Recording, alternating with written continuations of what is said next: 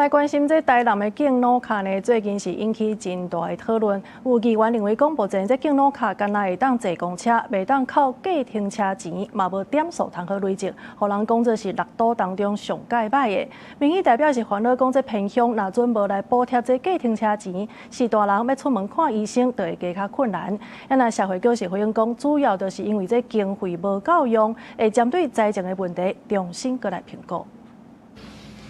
本將大心落車呼士大，才甲車門關起來，這是台南小黃公車司機的日常工作。為了照顧偏鄉和行動不方便的時段，市政府近年來推小黃公車，解決偏鄉地區看會到公車煞坐袂到的難題。不過，議員這期台南敬老卡的福利，雖然有包含市區公車和小黃公車，到打煞無甲一般的客停車的補助納入來，嘛無比較其他5都引入點數的制度，互人偏向台南是6都上局的。進出不像年輕人比較方便嘛。那如果說公車，然後偶爾他有需要計程車的話，我覺得補助應該是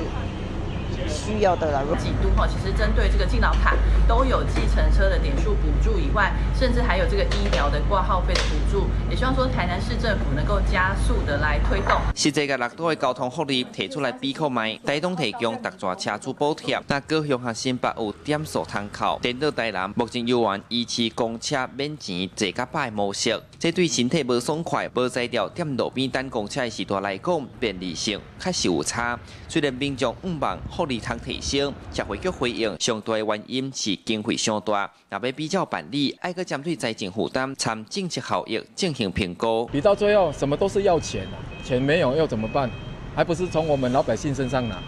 然後你又在那邊發牢騷說哦，政府又在搶錢，這個是兩極化了啊。所以說就是說要